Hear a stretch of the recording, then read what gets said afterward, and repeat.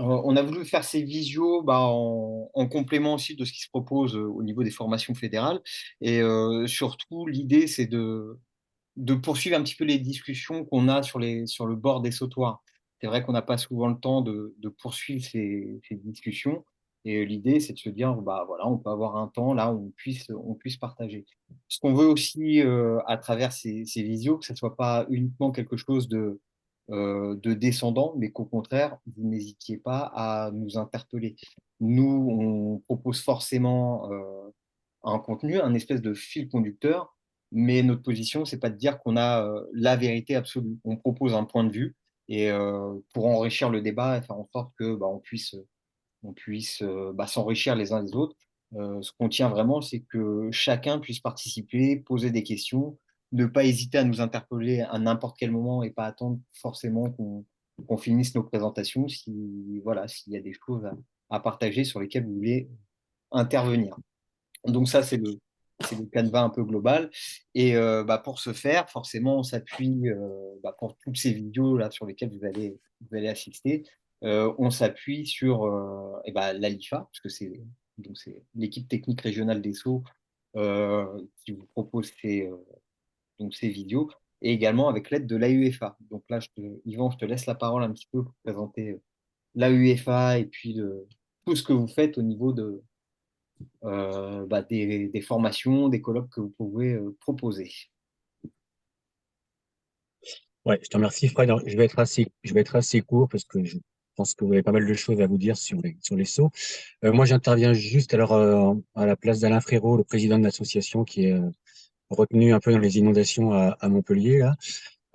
Donc, qui se félicite de cette collaboration avec le TR, avec des entraîneurs qu'on croise, qu'on croise, mais avec lesquels on fait pas toujours plein de choses. Au niveau de la UEFA, on est content de mettre cette séquence de webinaire. Donc, bon, Fred t'as donné le calendrier. Juste pour rappel, ça va durer jusqu'en avril. Il y a 5 webinaires.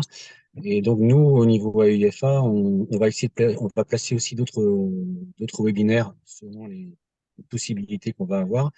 On en aura un, donc je dis pas de bêtises, le 13 novembre, un lundi, qui va être tenu par Daniel Mercier et qui va traiter du sujet du choix des intensités dans l'entraînement, que ce soit en loisir jusqu'au l'entraînement pour la compétition. On serait assez ouvert à mettre d'autres choses encore dans des webinaires, parce que c'est un peu nouveau pour nous, hein. L'association est assez ancienne et fonctionne sur on va dire des bulletins, des organisations de colloques. On va aussi faire un colloque le 25 novembre basé sur le développement, enfin, comment on développe l'endurance et l'aérobie chez les jeunes. Je pense que ça va en intéresser quelques-uns que je reconnais là, dans les participants. Et puis voilà, tout simplement. Donc l'association cherche à se faire connaître, à rassembler un petit peu, comme vous, l'ETR, toutes les bonnes énergies en entraînement sur l'Île-de-France. Et, euh, et on est content voilà, de lancer ça. Moi, je vais devoir m'absenter là parce que je vous ai dit, je suis avec mon club là. Je vous souhaite un bon webinaire à tous. Et puis, s'il y a des questions, je crois que Serge Olivares devait être dans les participants. Je sais pas s'il est arrivé, mais on peut aussi Serge est là. S'il y a des questions qui arrivent après en fin Oui, de je suis là, session. je Ouais, suis là. ok, bah, parfait. Donc voilà, moi je vous laisse et puis je vous souhaite un très bon webinaire. Et ben, Merci. merci beaucoup, Yvan. Salut les gars. Merci Yvan, salut. Merci, ciao. Alors, donc le thème de ce soir qu'on vous présente avec Francis, c'est la planification et la programmation. Euh, on s'est dit que c'était le bon moment de le faire là au niveau de la reprise, parce que c'est vrai que c'est des questions qu'on est amené à se poser au niveau de la stratégie de tout à chacun. C'est vrai qu'on a tendance à planifier dès le début de saison par rapport à nos objectifs de compétition, mais également par rapport à nos profils d'athlètes. Donc ce qu'on va vraiment faire là, ce qu'on va vraiment faire, on va essayer de se répartir un petit peu entre Francis et moi. Et je vous le répète, surtout, vous n'hésitez surtout pas à nous poser des questions ou à nous interrompre. Il y a vraiment aucun problème là-dessus. Donc, comme je vous le disais, en règle générale, c'est vrai qu'en début de saison, on eh ben, on planifie suite aux objectifs qu'on se fait, à notre groupe, à la discipline, à la connaissance de notre discipline, et que c'est vraiment notre stratégie à nous, les entraîneurs, bah, pour mettre justement tous nos outils en place. On va essayer de vous proposer quelques définitions un petit peu de ce que peut être la programmation, et puis de vous présenter différents types de programmation qu'on a pu mettre en place, où là c'est vraiment de l'expérience. Et forcément, vous aussi, vous avez peut-être une autre manière de faire et une autre manière d'appréhender la chose. Donc pareil, on discute, on échange et on essaye de s'enrichir comme ça sur les expériences de tout à chacun. Francis, je te laisse introduire un petit Allez, peu plus le sujet. donc je vais partager mon écran. Si tu peux me redonner la main. Ouais, pam, pam. Hop, et voilà.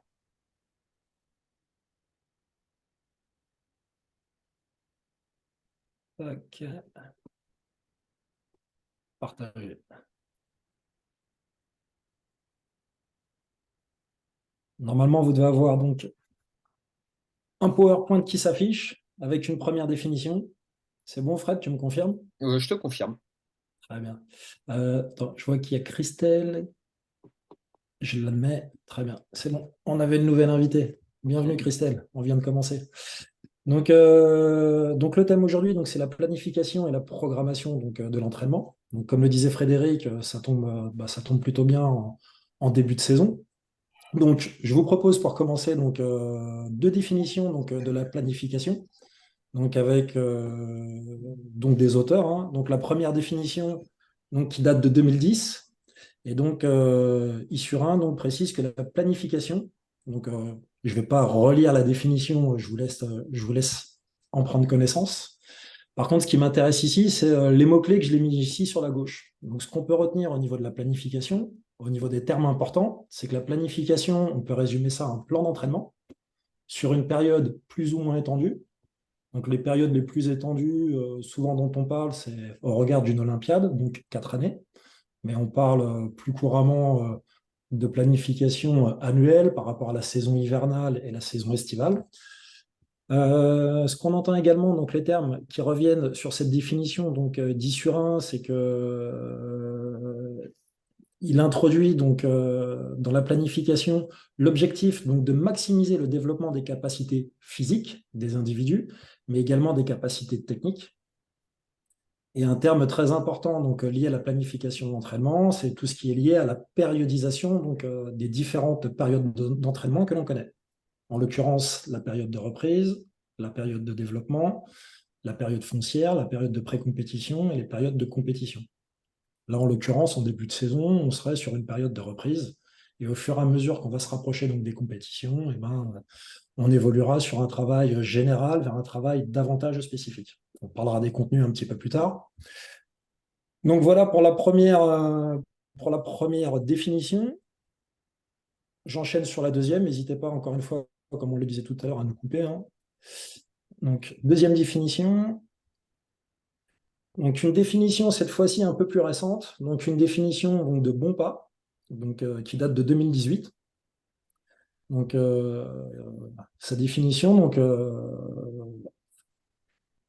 ce qu'on peut apercevoir de complémentaire par rapport à la définition précédente, c'est notamment cette notion-là d'orchestration des variables de l'entraînement. Qu'est-ce qu'on entend de l'orchestration des variables d'entraînement? C'est ce qu'on verra tout à l'heure, et qu'on résume en l'occurrence par ce qu'on appelle le VIX. Donc le VIX, c'est ce qu'on appelle le volume, l'intensité, la complexité et la spécificité de l'entraînement. C'est une notion là qui apparaît chez Bonpas et qui n'était pas le cas sur la définition précédente de Surin. On est vraiment, quand on parle de planification d'entraînement, on est davantage dans une logique d'optimisation de la performance. Et on essaye, au travers de cette planification, dans les grandes lignes, en fait, de prévoir tout ce qui est du domaine du prévisible au niveau de l'entraînement. Et on est plutôt sur des grandes lignes, on est plutôt sur des objectifs qu'on va définir sur différentes étapes, donc à plus ou moins long terme, Donc des objectifs, comme on le disait tout à l'heure, de développement physique, mais également donc, de développement technique, tactique. On pourrait même également aussi parler donc, de développement de ressources psychologiques. Donc pour résumer la planification, c'est un plan d'entraînement qui s'inscrit vraiment sur le long terme. Je vais enchaîner sur la programmation. Oui. J'ai une petite question là. Je suis surpris de ne pas voir dans ces définitions le mot individuel, parce qu'on a l'impression à lire les deux définitions qu'effectivement on se retrouve sur la planification collective. Que dans mon esprit, la planification elle est forcément individualisée. Ou alors je dis une bêtise. Non, non, tu dis pas de bêtises. De toute façon, après, vraiment dans les spécificités de l'entraînement, et c'est ce dont je vais parler tout à l'heure, on rentre beaucoup plus dans les spécificités de l'entraînement quand on parle de programmation, où là, on va vraiment rentrer dans des contenus d'entraînement. On pourrait considérer que des objectifs, les objectifs vont être définis pendant la période de planification, et les objectifs sont plutôt des objectifs généraux, et on pourrait imaginer que ces objectifs puissent être communs, en fait, au sein même d'un groupe d'entraînement. Pour toi, tu fais la distinction entre la planification et la programmation, c'est ça que tu dis? Exactement. Pour moi, la planification, c'est quelque chose de beaucoup plus large qui s'inscrit sur une durée beaucoup plus importante, comme je le disais tout à l'heure, sur plusieurs semaines, plusieurs mois. Et la programmation, on est vraiment sur le contenu même de l'entraînement et où là, on va, comme tu le précisais très bien tout à l'heure, où on va davantage individualiser les contenus d'entraînement au regard de ses objectifs. Okay. Comme on sait que pour atteindre un objectif, d'une personne à une autre, ce qu'on va proposer à l'entraînement n'aura pas forcément les mêmes incidences et les mêmes répercussions d'un individu à un autre. Donc, on va utiliser des chemins et peut-être des méthodes d'entraînement différentes, mais la finalité restera toujours la même, restera toujours l'optimisation du système d'entraînement. Donc, on peut prendre des exemples pour être un peu plus précis. Si tu as, un athlète qui est davantage physique, qui a des ressources physiques relativement importantes et élevées de manière naturelle, donc une condition physique plus importante au sein du groupe que d'autres, l'idée, ça serait peut-être de se dire que sur les étapes de développement qui vont amener à la performance, je vais peut-être travailler davantage avec cette personne-là sur un travail technique, quand pour d'autres, je vais peut-être davantage sur les contenus d'entraînement, être davantage, à contrario, sur un programme physique.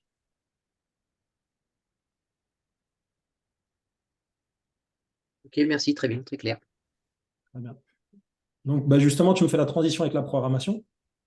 Donc, la planification, si vous avez des questions, encore une fois, voilà, on parle souvent même de cycle.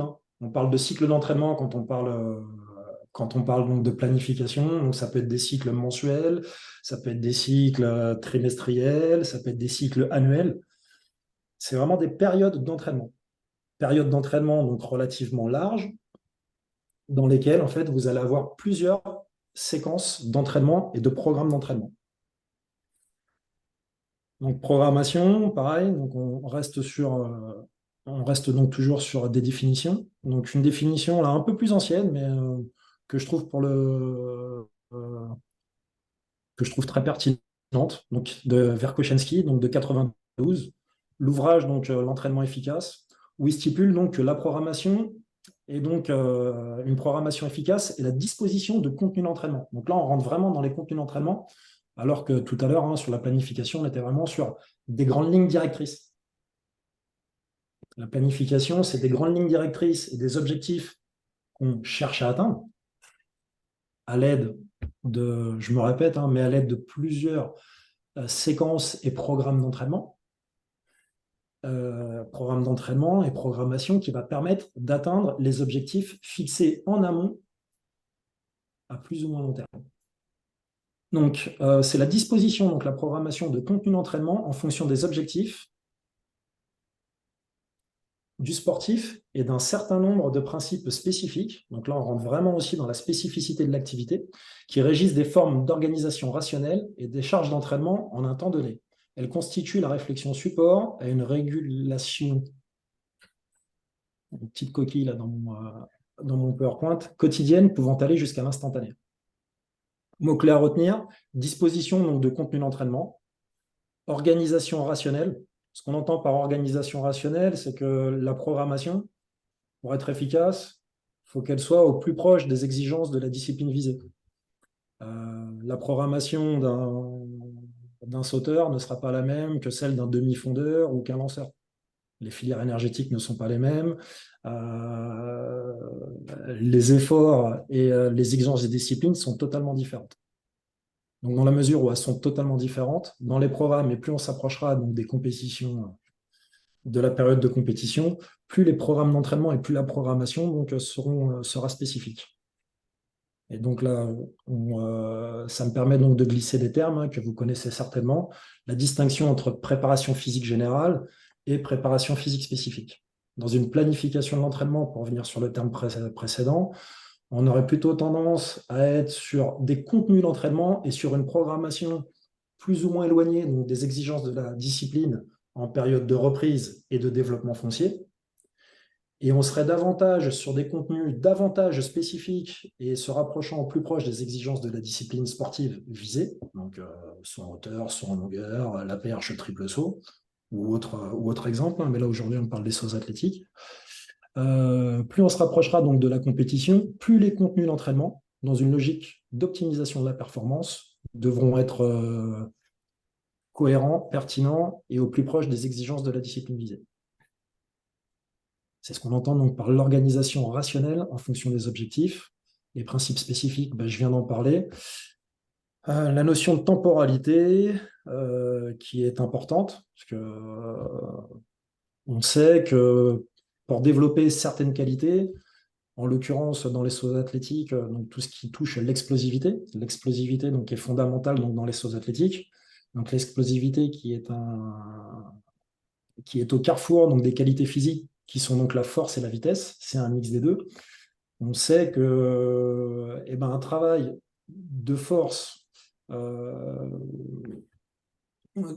avec de longues répétitions en début de saison sera donc indispensable et incontournable pour pouvoir enchaîner sur des charges un peu plus lourdes au fur et à mesure qu'on se rapprochera de la compétition et se rapprocher donc des exigences de la discipline, avec un travail donc, de course en parallèle. Donc ces temporalités en fait sont importantes parce que en début de saison, la logique voudrait qu'après une période de coupure de l'entraînement plus ou moins importante, en période de reprise, que les athlètes qui vous sont confiés ne soient pas forcément en mesure de réaliser des exercices hyper spécifiques et très intenses, très explosifs, qui pourraient éventuellement pouvoir réaliser en toute sécurité et après avoir effectué donc, un bon travail de préparation en amont sur les périodes donc, de pré-compétition ou compétition, où là, pour le coup, l'explosivité et l'optimisation des ressources et des qualités physiques dont j'ai parlé tout à l'heure, à savoir donc la force et la vitesse, sont prépondérantes dans les sauts athlétiques. Complète juste, je ne sais pas si vous voyez, ah non, vous voyez peut-être pas le livre, mais il y a un gros livre qui s'appelle Super Training, qui est Il a un peu flou, recule-le peut-être un peu de la caméra. Ah, Ouais, voilà. on le voit bien. Ouais. Un gros pavé, voilà, qui fait, je ne sais plus combien de pages, qui fait plus de 500 pages, et ça reprend un petit peu tous les principes d'entraînement, de périodisation jusqu'à la charge de la fatigue. Pour ceux qui veulent mettre le nez dedans, ça s'appelle Super Training. Je remettrai le lien et je mettrai la photo. Il verra peut-être un peu mieux. Voilà. On recherche, on le retrouve encore, je pense, sur toutes les bonnes librairies et sur Amazon en particulier. Voilà. Moi, j'ai fait la pub pour ceux que ça intéresse. Juste Francis, je crois qu'il y a quelqu'un qui veut rentrer dans la room là. Tu peux le buter à la main. Ouais, bien vu. Cédric, Yes. Dimitri et Georges. Je viens de les admettre. Bien vu. Parfait. C'est au top. Pour résumer donc, sur ces deux termes, planification.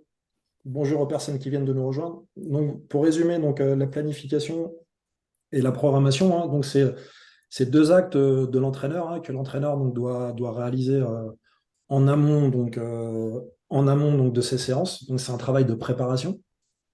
La planification donc, est le fil conducteur donc, à plus ou moins long terme, sur des périodes plus ou moins longues, donc annuelles, voire même pluriannuelles, au travers duquel on va définir des objectifs à atteindre.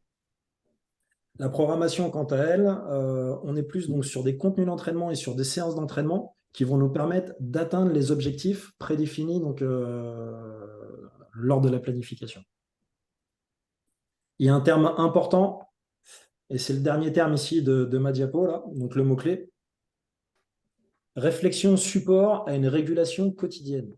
Donc, ce qu'entend Verkhoshansky au travers donc, de ce mot-clé, c'est que ce travail de réflexion, il est indispensable dans un souci donc, d'être meilleur. Hein. Donc, encore une fois, on définit un fil conducteur en essayant de se dire, bon, ben voilà, je vais essayer d'utiliser telle méthode, tel chemin, telle programmation de l'entraînement pour atteindre mes objectifs. Donc ça, c'est un travail intellectuel en amont. Mais rien n'est gravé dans le marbre. Rien n'est gravé dans le marbre, ça veut dire que, à un moment donné, j'ai beau chez moi ou j'ai beau avoir fait la meilleure programmation et planification possible, sur le terrain, il y a des aléas que j'aurais peut-être pas forcément pu prédire, et je dois être capable de sortir de ma programmation sans s'éloigner des exigences de la discipline. Donc je reviens sur l'intervention de ce que je disais tout à l'heure, hein, et l'expérience va beaucoup jouer aussi là-dedans. Hein. C'est qu'à un moment donné, vous allez peut-être prévoir une séance pour un athlète ou pour un groupe d'athlètes. Au sein de ce groupe, il y aura des niveaux de fatigue différents parce que des personnes, de par leurs activités professionnelles ou autres, vont arriver plus ou moins disposées sur votre séance.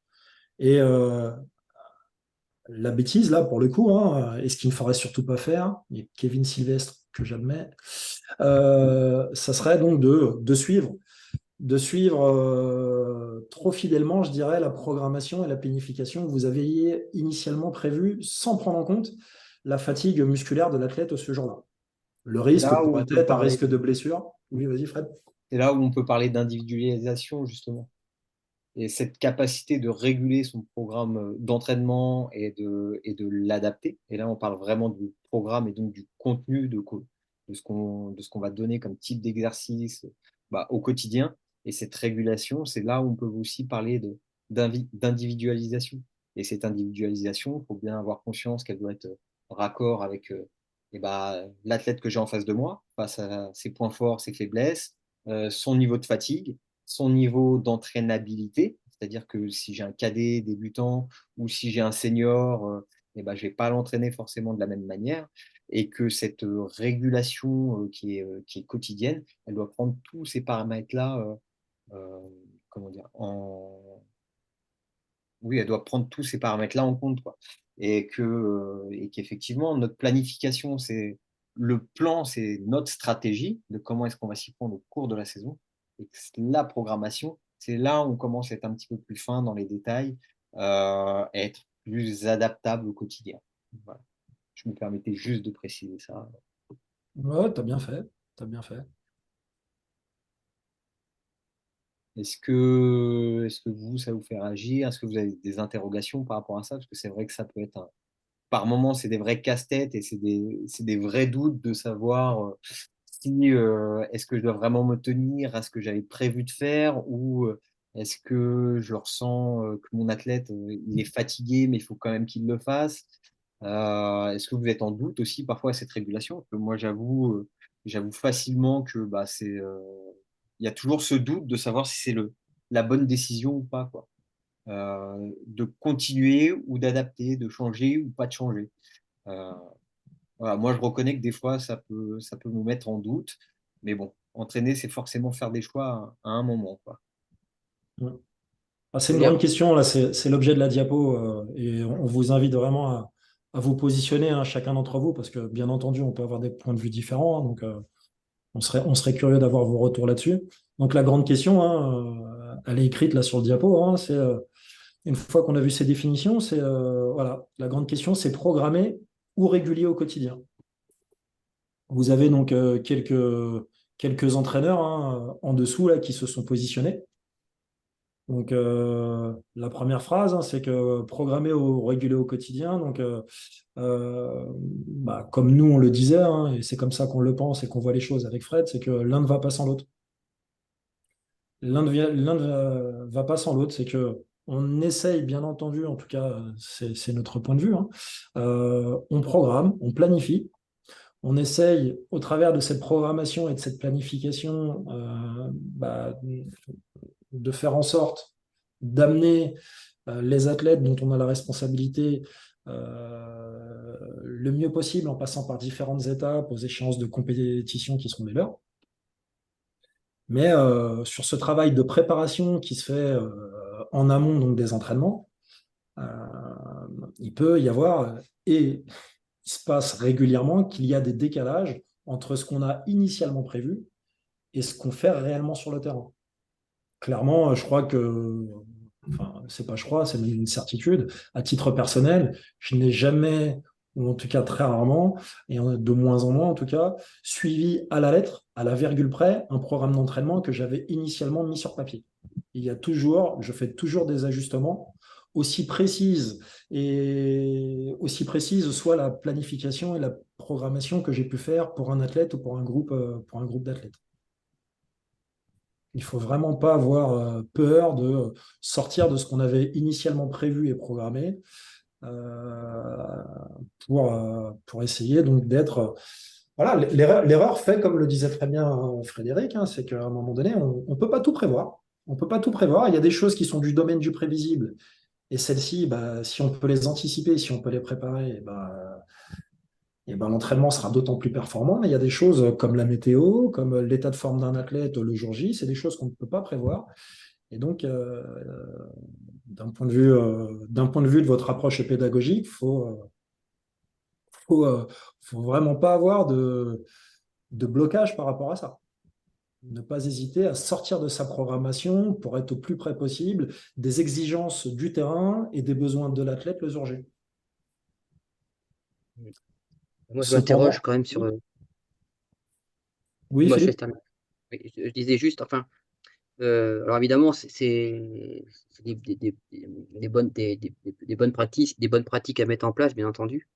Néanmoins, souvent, moi, je prends mon cas personnel, on se heurte souvent à des problèmes d'assiduité des athlètes pour plein de raisons. Donc, professionnels, études, dès qu'on est un petit peu en catégorie junior, le système éducatif français étant ce qu'il est, point de place pour les athlètes en études supérieures, c'est très compliqué. Surtout qu'en plus, quand ils ont la chance de réussir leur scolarité, ils rentrent dans une machine énorme à broyer qui leur laisse très peu de temps de pouvoir s'entraîner. Je pense à ceux qui font des prépas, par exemple. Du coup, bah, toute la petite partie de programmation et de planification, elle tombe à l'eau parce que l'athlète, il fait ce qu'il peut pour venir aux entraînements quand il le veut. Souvent, il est en état de fatigue extrême. Du coup, enfin, très souvent, tu as des bons principes que tu vas réguler qui sont assez classiques, effectivement, reprise de l'entraînement, faire un macro cycle de 4 semaines de préparation physique générale, tranquillement, et puis tu vas te spécifier en approchant des compètes, mais quelque part, c'est des grandes philosophies, tu es tout le temps, enfin, moi, j'ai jamais réussi, moi, je suis pas non plus depuis très longtemps sur le circuit pour m'occuper des athlètes de haut niveau, enfin, de bon niveau, mais j'ai du mal à planifier et à garder et à programmer et à le suivre même pas à la lettre. Parce que souvent, il y a tellement d'aléas que tu fais ce que tu peux et tu es souvent en mode à mettre des pansements sur ta planification que tu essaies de maintenir. Donc, tu as des grands principes, ce que je veux dire, des grandes philosophies, mais tu as du mal à Alors, même je ne sais pas si je suis alors, clair dans mes propos. oui, oui, j'ai bien compris. Alors, pour tenter de répondre à ta question, en fait, moi, il y a un des grands principes hein, que je répète de manière régulière hein, et qui a été donc prouvé, démontré, c'est que là, on parle bien entendu donc de progression, on parle d'optimisation de la performance, on ne parle pas d'athlétisme loisir. Hein. On considère que pour progresser, il faut s'entraîner au moins 3 fois par semaine. Donc, si déjà tu fais une planification en te disant mon objectif de départ est d'amener mon athlète à un niveau donc, de départ, voilà, et de l'amener d'ici quelques mois ou d'ici la fin de la saison à tel niveau, tu sais d'entrée de jeu que si tu n'as pas tes 3 entraînements minimum par semaine, tu sais que d'entrée de jeu, c'est quelque chose qui ne sera pas possible. On considère que 2 entraînements par semaine, c'est de l'entretien. À partir de 3 entraînements par semaine, on peut commencer à parler d'optimisation de la performance. Donc, toute planification qui se respecte et où tu vises donc l'atteinte d'objectifs et des objectifs donc de progression technique et physique, ça doit déjà, en fait, ça c'est le préambule, tu dois pouvoir avoir au minimum 3 séances d'entraînement par semaine sur lesquelles tu vas travailler le physique, la technique, la tactique, éventuellement un peu de psycho, en fait, voilà les différents facteurs du système de performance. Donc ça, c'est une règle qui est incontournable. Donc bien souvent, au début de saison, hein, comme on parle de planification et programmation, une des premières choses qu'on fait avec les athlètes en tout cas dont je m'occupe, c'est OK, on définit un planning d'entraînement, donc un semainier qu'on va essayer de tenir sur l'année, en cohérence avec les objectifs qu'on s'est fixés. Et au regard des objectifs qui seront fixés, si j'ai un athlète qui me dit, bon, écoute, je suis en prépa, mais en gros, je vise une progression. Je vais prendre l'exemple du saut en hauteur, mais ça pourrait être du saut en longueur ou de la perche. Je veux mettre 10 ou 15 cm à mon RP à la fin de la saison. D'entrée de jeu, mon discours sera clair, c'est que si déjà à minima, tu ne viens pas 3 fois par semaine au stade de manière assidue et régulière, je ne suis pas un vendeur de rêve, je ne suis pas un magicien, et je sais que euh, ces principes d'accession à l'optimisation de la performance, en fait, ne seront pas remplis. Et donc, d'entrée de jeu, en fait, je sais que ma planification n'arrivera à rien, j'arriverai jamais à atteindre mes objectifs.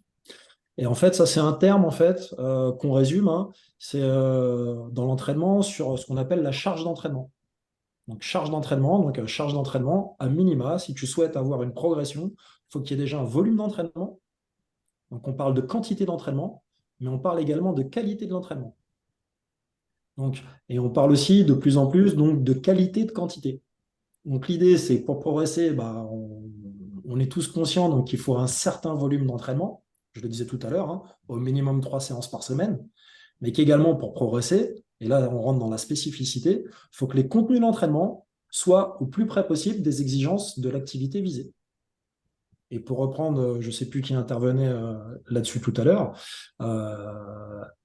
on sait aussi également, et ça a été démontré, que pour un même programme d'entraînement, les effets vont être différents d'un athlète à un autre. Et donc, l'entraîneur doit en prendre compte et il doit être en capacité de pouvoir adapter donc, ses contenus pour encore une fois atteindre les objectifs fixés initialement en début de saison. J'ai un peu répondu à ton interrogation, Philippe, ou... Oui, oui, mais oui, bien sûr, bien sûr. Oui, je partage complètement ce que tu dis, mais c'est en fait, tu peux pas. Alors, je comprends. Ouais, moi, j'ai une notion. Alors, je suis peut-être un petit peu décalé, hein. Évidemment que ces 3 séances-là sont indispensables. Néanmoins, euh, alors c'est peut-être le système. Enfin, moi, j'ai une vision qui est peut-être assez restrictive du système français, mais néanmoins, je trouve que tu peux avoir dans la vie des périodes de contraintes. Par exemple, encore une fois, parlons des études. Donc, c'était l'exemple que je citais. L'athlète, pendant 1 an ou 2 ans, il va être moins disponible qu'il le devrait pour arriver à atteindre des objectifs qu'il s'est fixé lui-même, plus ou moins le niveau, peu importe. Et donc, mais néanmoins, est-ce que c'est pour autant la raison de pas s'en occuper pendant 2 ans? Tu vois ce que je veux dire? Est-ce que, même s'il peut Ah, venir quelques fois par semaine, pour moi, il non, doit. non, non, alors non, non, que mes propos soient bien interprétés, hein, c'est que Euh, un athlète, un adhérent dans un club, il est là, il vous est confié, c'est notre métier, on s'en occupe. Après, votre place, et je pense que ça c'est important en tant qu'entraîneur, dans la mesure du possible dans un groupe d'entraînement, c'est d'essayer d'avoir des groupes de niveau homogène. Donc à un moment donné, si vous avez l'intention d'être plutôt sur une logique d'optimisation de la performance, eh ben, on essaye de construire un groupe cohérent et la cohérence par rapport à ce souhait d'optimisation de la performance, c'est de se dire, OK, pour répondre déjà à cet objectif, c'est au moins un minima 3 entraînements par semaine. Si pour une raison X ou Y, telle ou telle personne, pour des raisons familiales, professionnelles, scolaires, ne peut pas, sur un temps déterminé, plus ou moins long, ne peut pas remplir, la cohérence voudrait que cette personne aille s'entraîner davantage avec un club, avec des ambitions et des objectifs plus loisirs. En tout cas, quoi qu'il en soit, parce que ça, c'est pas toujours possible et j'en ai bien conscience dans les clubs, hein, Des fois, on n'a pas cette possibilité-là, hein. Tous les clubs n'ont pas un entraîneur pour chaque discipline et ainsi de suite. En tout cas, quoi qu'il en soit, je pense que dans votre discours et dans votre approche et dans votre manière donc, de définir les objectifs en début de saison, il faut que ces choses-là soient claires, en fait. Entre guillemets, c'est une forme de contrat moral, c'est de dire, euh, moi, les objectifs, je demande toujours aux athlètes de les formuler. Je ne formule pas les objectifs pour les athlètes. Donc les athlètes me disent, parfois et la plupart du temps, hein, en tout cas moi ceux dont j'ai la chance de m'occuper sont plutôt dans cette logique d'optimisation de la performance, me disent, bon bah écoute Francis, moi écoute, cette année, voilà, j'aimerais bien m'améliorer, battre mon record perso, et donc voilà, donc je suis toujours sur cette logique-là qui est pour moi immuable, hein, de minimum 3 séances par semaine, et parce que je sais, et je suis clair dans mon discours, je sais que si je n'ai pas ce minima-là, c'est pas possible. Ouais, forcément, quand on est en club, on a des profils qui sont différents. Il y en a qui se destinent à faire de la compète, il y en a qui font les France, qui font des finales de France, des podiums, et d'autres qui ont un autre niveau, qui ont une autre disponibilité. Après, effectivement, quand on est en club, notre responsabilité, c'est d'essayer d'accueillir tout le monde au mieux et de répondre aux objectifs de progression de chacun. On fait ce qu'on peut avec ce qu'on nous donne. C'est évident. Mais s'il y a quelqu'un qui vient que 2 fois dans la semaine, alors que vous êtes là 4 à 5 fois dans la semaine, il y a un moment, j'ai envie de dire, soit l'athlète qui peut venir que 2 fois dans la semaine est capable de faire d'autres séances en plus à côté, en autonomie. Et là-dessus, ça peut très bien fonctionner aussi. Soit, effectivement, tu peux venir que 2 fois dans la semaine, viens et puis on fera ce qu'on pourra.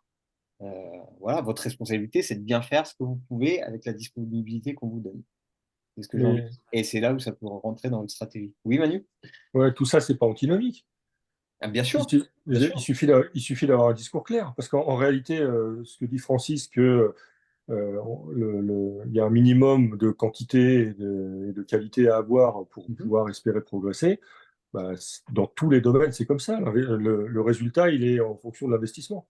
Tout Et à fait. si tu programmes quelque chose et que tu estimes que pour atteindre l'objectif final, il faut que la personne elle vienne 5 fois par semaine pendant 40 semaines, forcément, si à la fin de l'année, elle est venue une moyenne de 4,8 fois parce qu'elle a loupé quelques entraînements, on sera plus proche du résultat que si elle est venue une moyenne de 3,2 fois.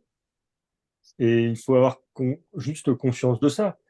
C'est pas, je ne sais plus qui disait qu'il faut pas arrêter de s'occuper d'une personne qui pendant une année a des difficultés à l'école. Évidemment, bien sûr que non, il ne faut pas arrêter de s'en occuper parce que non seulement d'un point de vue humain, c'est pas bien de faire ça, mais en plus, même d'un point de vue juste performance future, c'est pas bien non plus parce que la personne, elle peut très bien être en difficulté une année et puis pouvoir avoir beaucoup de temps les 3 ans qui suivent. Ah, bien sûr. Mais simplement lui dire que pendant cette année-là, on va réduire la voilure au niveau de l'entraînement et donc on va être obligé de réduire enfin, de baisser un petit peu le niveau d'exigence Mhm, bien sûr. dans les objectifs. Mhm. Voilà, c'est tout, c'est juste avoir un discours clair, pas vendre du rêve aux gens en leur disant voilà, tu vas sauter 6 mètres dans la perche en t'entraînant 1 fois par semaine pendant 4 mois. Mhm. Ça, C'est c'est, sûr. Ça marche pas. ça marche. Comme, Il y en a qui ont essayé, Il y en a il n'y qui a ont pas essayé, correctement. oui. Oui, Donc, c'est vrai. donc ça marche pas, c'est tout. C'est juste, moi, je pense qu'il faut avoir un discours clair. Et si on programme des choses, c'est en accord avec l'athlète et lui dire que c'est comme dans un régime alimentaire, en fait, hein. Si 99% du temps, tu fais attention à ce que tu bouffes et puis qu'une fois dans l'année, tu pètes un câble et tu vas t'exploser en bouffant 3 grecs, ça n'a pas d'incidence énorme. Maintenant, si 99% du temps, tu bouffes 3 grecs et qu'une fois dans l'année, tu manges de la salade, je pense que ça va être plus compliqué. Plus Non? délicat. l'exemple est parlant, je confirme. Plus Très délicat. bon exemple. Surtout pour les sauts. Hein. Voilà. Surtout pour les sauts. Donc voilà, il faut être clair avec les gens. Euh, Clair, ça veut pas dire méchant, justement, c'est le contraire.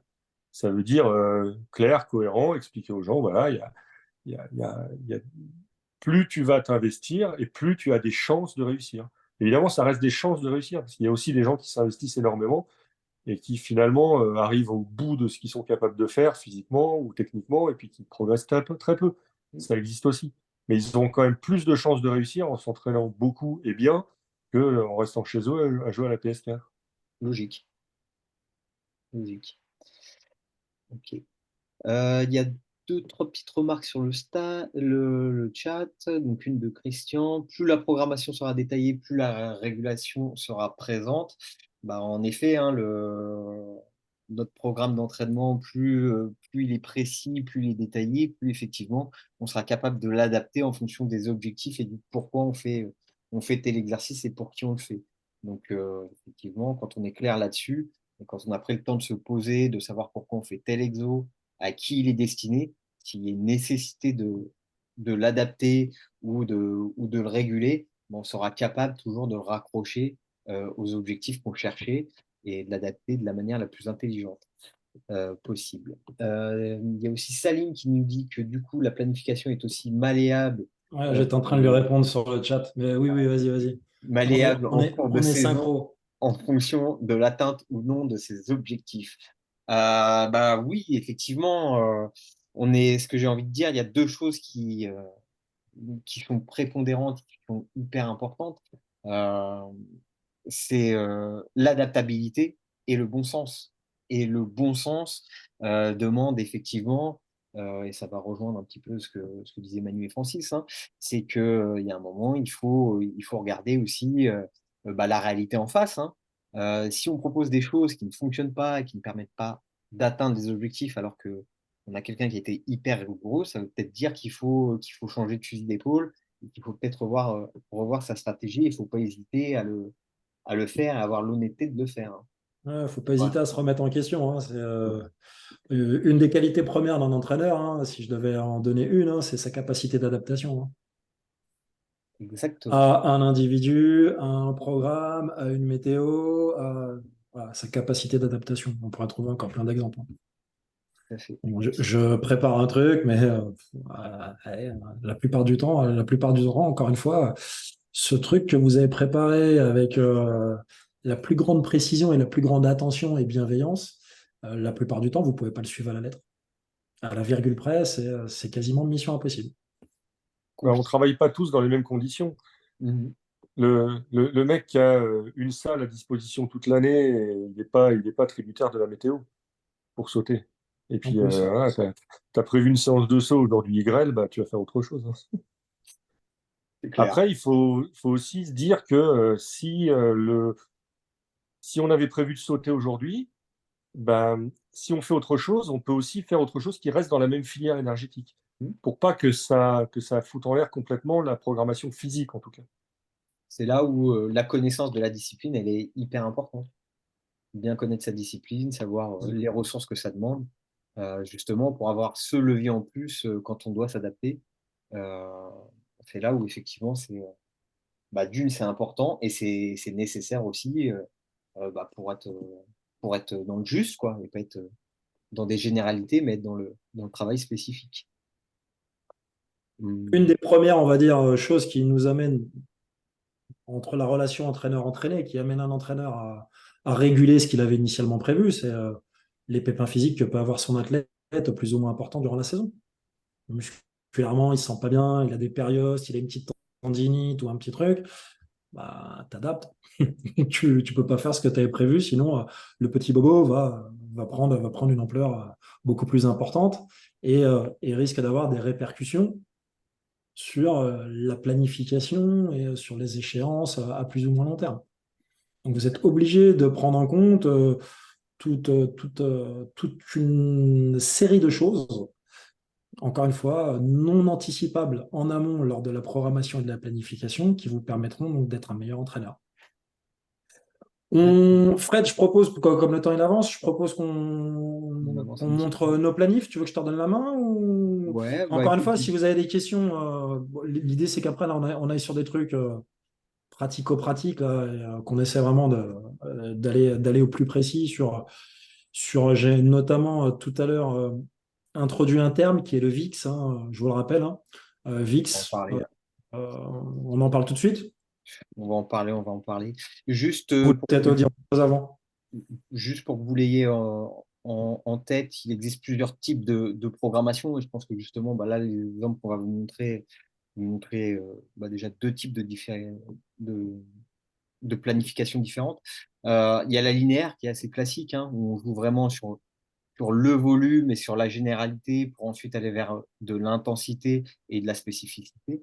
Et ensuite, ce qu'on va appeler les programmations par bloc, donc qui sont là des périodes bien coupées, bien précises, où on va travailler tel domaine et pareil, sur ce domaine-là, on va chercher à monter en puissance petit à petit, donc sur le temps qu'on s'est imparti, avec un temps de préparation et un temps de compétition.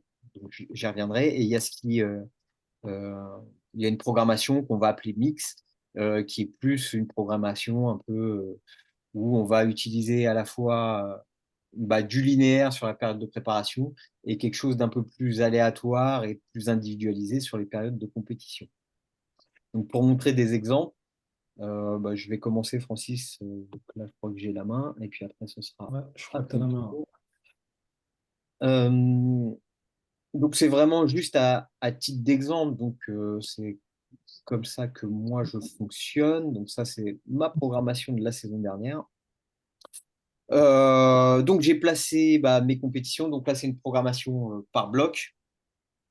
Donc, j'ai placé mes compètes, voilà, ici. Donc, ce qui m'a permis de fixer mes objectifs et d'avoir découpé mon planning en temporalité pour me donner les temps que j'avais devant moi pour travailler. Et puis ensuite, j'ai défini donc des périodes.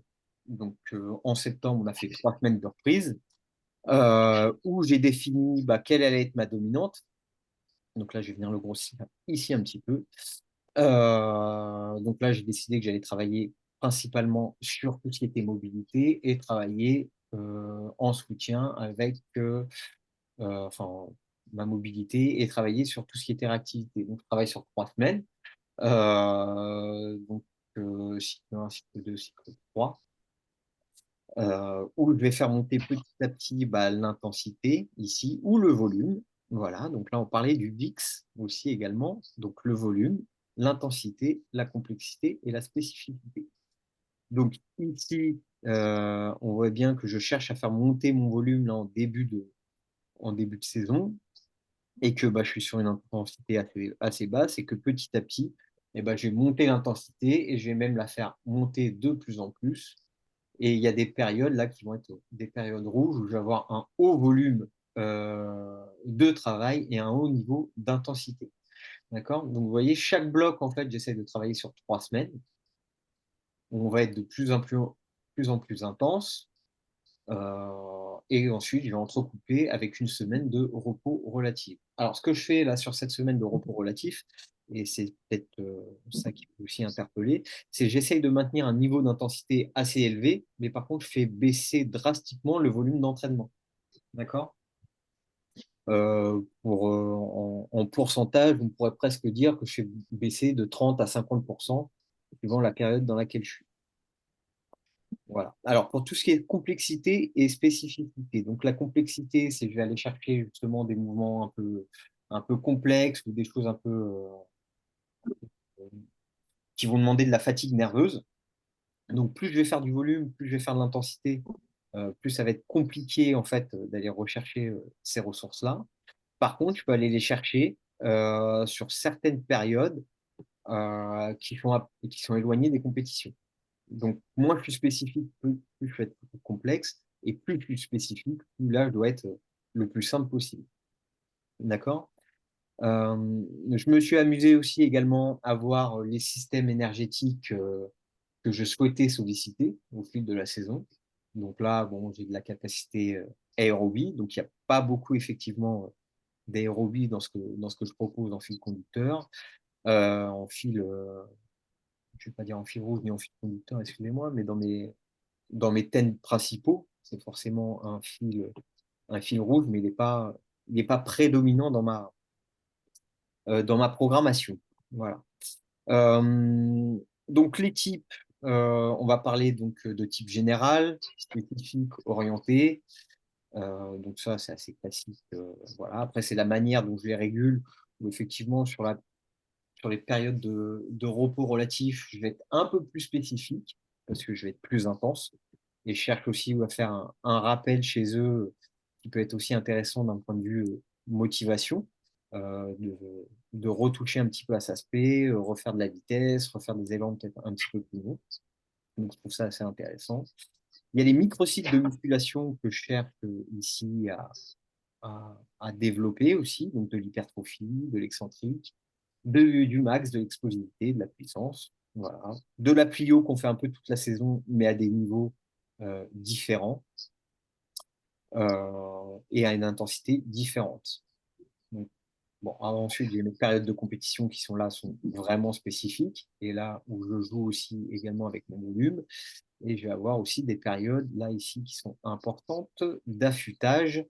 La période d'affûtage, c'est vraiment 7 à 10 jours avant la grosse compète. Par exemple, 7 à 10 jours avant le championnat de France, je vais venir carrément couper le volume et maintenir une intensité très très haute, tout en cherchant à garder le plus de spécifiques possible. Voilà. Alors, sur la saison de l'été, vous remarquerez que j'ai rien mis là au niveau compétition, parce que j'ai cherché justement à m'adapter au quotidien et donc d'être plus dans une programmation dite aléatoire. Alors, aléatoire, ça ne veut pas dire qu'on faisait tout et n'importe quoi, mais que je cherchais surtout à m'adapter, bah, d'une, à la fatigue des gens que j'avais en face de moi, parce que j'ai un groupe où j'ai quand même beaucoup de personnes qui travaillent, des infirmiers, des profs qui faisaient pas mal d'allers-retours, parce qu'ils travaillaient dans le 93, dans le 95, ou des jeunes qui étaient en alternance, ou des gens qui passaient leur diplôme. Donc plutôt que de chercher à faire à tout prix, d'élaborer une stratégie qui de toute manière j'aurais été à même comment dire, de la modifier. J'ai plutôt décidé de me dire, bah, je vais m'adapter au jour le jour en gardant mes objectifs en tête, qui doivent coller le plus possible à leur capacité, à leurs points forts et à la discipline. Voilà. Euh, voilà en gros la planification que j'ai. Et pour faire la distinction bah, justement avec ce qu'est la programmation, donc là, on voit bien ma stratégie sur une saison complète.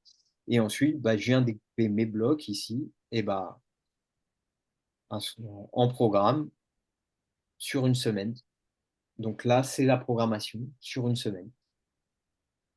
Juste pour vous montrer que voilà, là, on est plus dans le détail sur les exercices, sur le volume, sur l'intensité que je cherche à mettre, sur la justification de mes exercices.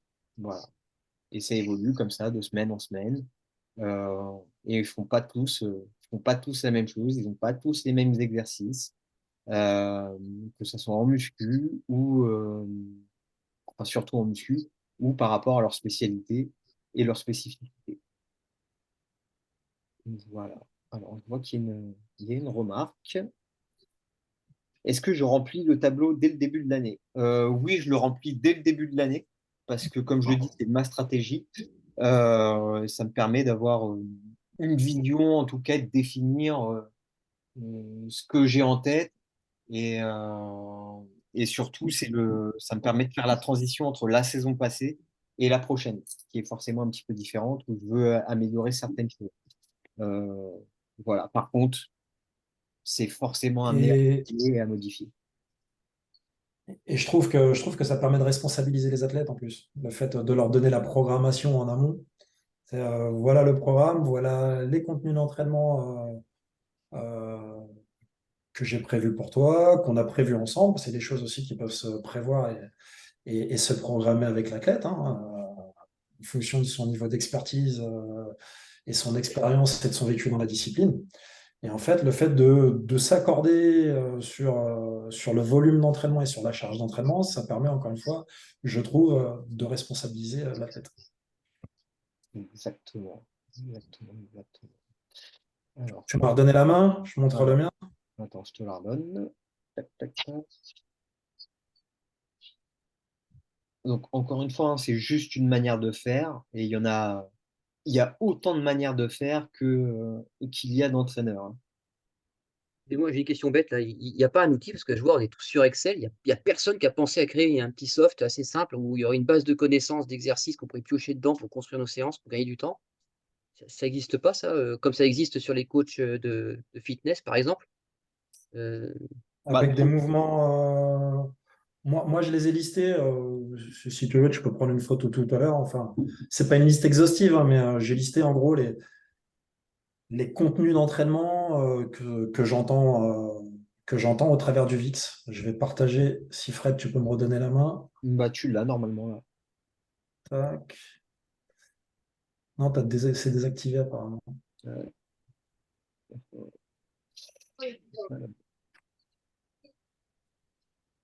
Tac. Hop, hop, hop. Après, pour répondre à ta question, en fait, les exercices, euh, en fait, on va rien révolutionner, hein, tout existe déjà. Moi, à titre perso, j'ai rien inventé. Après, ce qui va vraiment distinguer les programmations de tout à chacun, là, des différents entraîneurs, c'est en fait l'orchestration et comment tu vas mixer un petit peu tout ça. Avec bien sûr les intensités que tu vas mettre dessus, la technicité que tu vas rajouter. Mais les exercices, en fait, j'ai pas moi la prétention de connaître beaucoup plus d'exercices qu'un entraîneur même débutant, hein. Mais là où je pense que je ferai certainement une différence, il y a un micro. Fred, je te laisse gérer le micro. Ouais. Donc, je vais récupérer ça. Hop.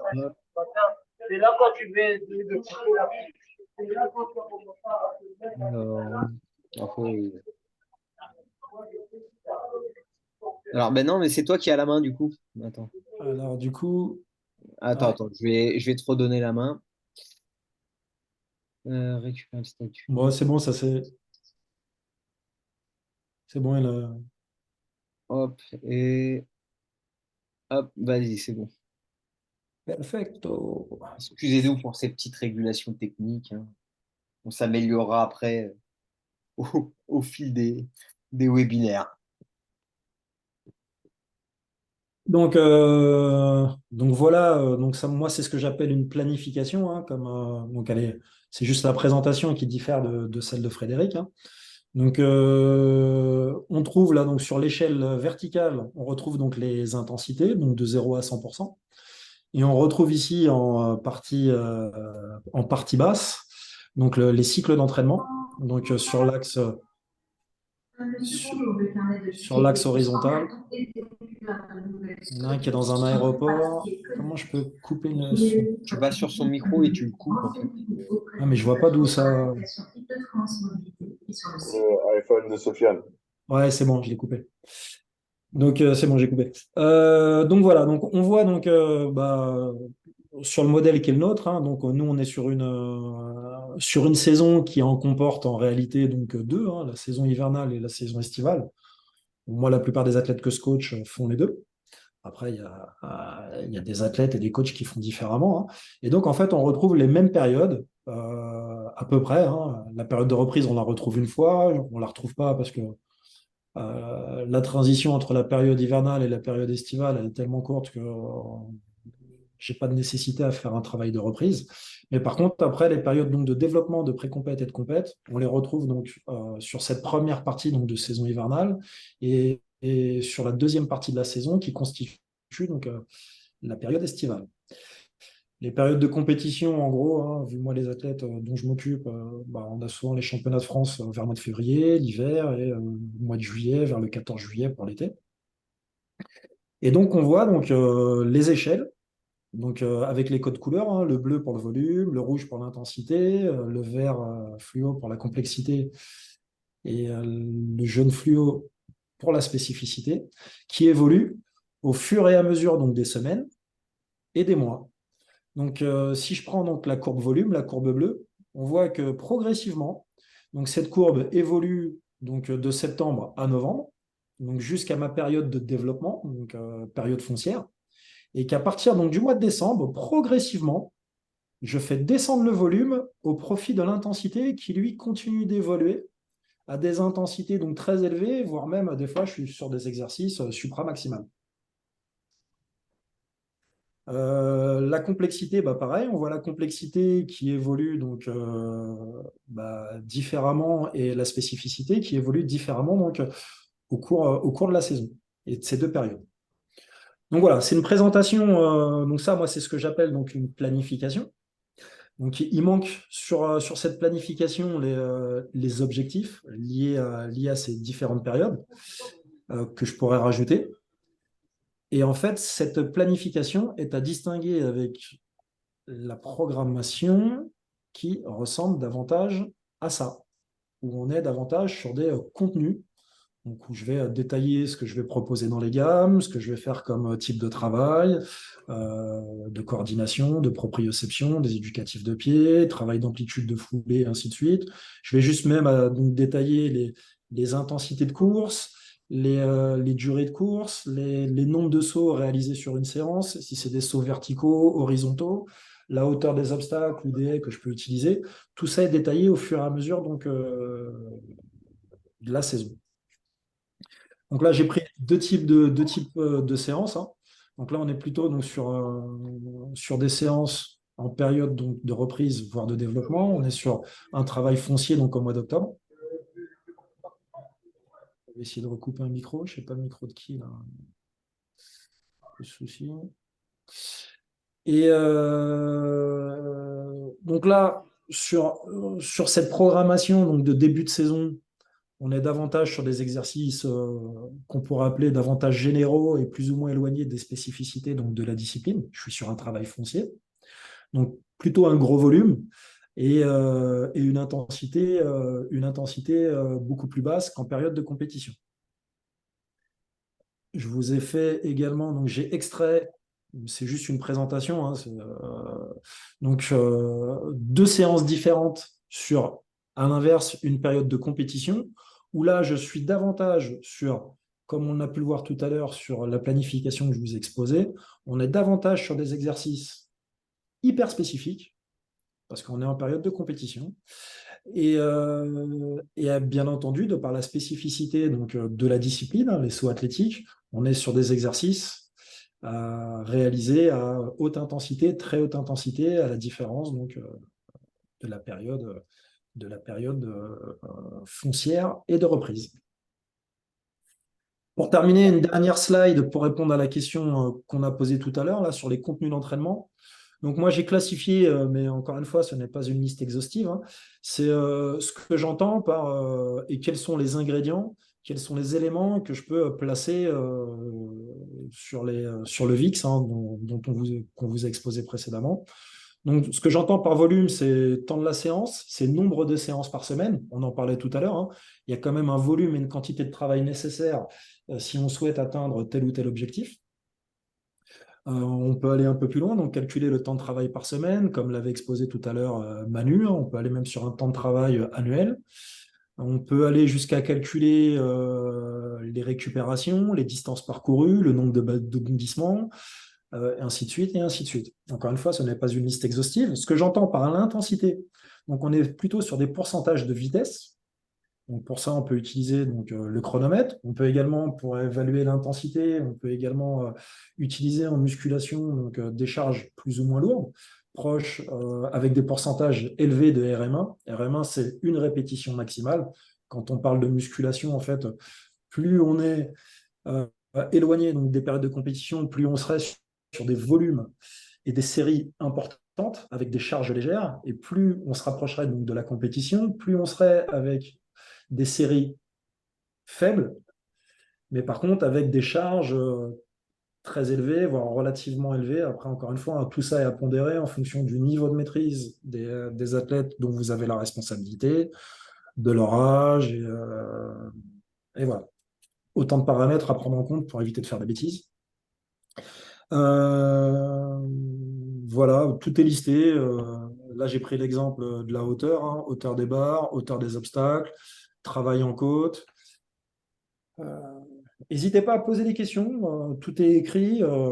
J'ai certainement oublié des choses, encore une fois, ce n'est pas exhaustif. Et n'hésitez pas aussi à prendre éventuellement Moi, des tu vois, photos. je vais rebondir sur ce que tu étais en train de dire, parce qu'effectivement, moi, ça me fait poser, et c'est toujours le débat de la planification et puis de la spécificité. C'est se poser les bonnes questions en fait sur le volume et l'intensité qu'on cherche à mettre sur tout au fil de l'année et même de manière un peu plus précise au fil, bon, vous avez vu, je travaille par bloc, donc sur chaque bloc et puis par séance, par contenu, par exercice. Et quand est-ce que je fais du général, quand est-ce que je fais du spécifique, qu'est-ce que le général, qu'est-ce que le spécifique. Si j'ai quelqu'un qui doit progresser en vitesse, parce que je trouve que c'est quelque chose qui me manque, et en longueur, au triple, ou même à la perche, ou en hauteur, c'est quand même un élément qui est déterminant. Quand est-ce que je l'aborde? Est-ce que je peux l'aborder toute l'année? Et sous quelle forme? Sous quelle intensité? Et pareil pour la musculation. Et tout ça, en fait, j'ai envie de dire, c'est pas une usine à gaz, mais c'est des choses qui viennent se croiser, s'enchevêtrer les unes les autres, qu'il faut chercher à répondre. Après, de toute manière, entraîner et faire une planification, c'est des choix, c'est établir des stratégies et les justifier. J'ai envie de dire, il y a pas de mauvais exo, il n'y a pas de mauvais moments, mais il y a peut-être des fois une mauvaise connaissance de l'individu qu'on a en face de soi, ou peut-être une mauvaise connaissance de la discipline. Et c'est aussi à ça que je veux en venir, c'est que la planification et la programmation doivent aussi emmener à se questionner sur qu'est-ce qui est déterminant dans la performance, euh, qu'est-ce qui est déterminant dans la performance, et par rapport à ça, donc c'est se positionner, et il y a plusieurs réponses possibles, hein. Il y a plusieurs visions qui sont possibles, et axes d'entrée. Et par rapport à ce point-là qu'on peut se poser, c'est se dire qu'est-ce qui manque à mon athlète pour lui permettre de réaliser telle chose et de se réaliser. Et à partir de là, je pense qu'effectivement, ça peut poser des bonnes bases et des bonnes questions pour chercher à être le plus pertinent possible dans sa programmation et dans sa planification. En tout cas, ça, c'est ma manière de voir. Il y en a peut-être d'autres, il y en a sûrement d'autres, et heureusement. Euh, il y en a qui veulent intervenir par rapport à ça. Allez-y. Pour répondre à ton questionnement, bonjour, je me présente, hein, moi je m'appelle Cédric, je s'entraîne à Cergy-Pontoise, les Sceaux, Salut Cédric. Salut longueur Cédric. trip, salut.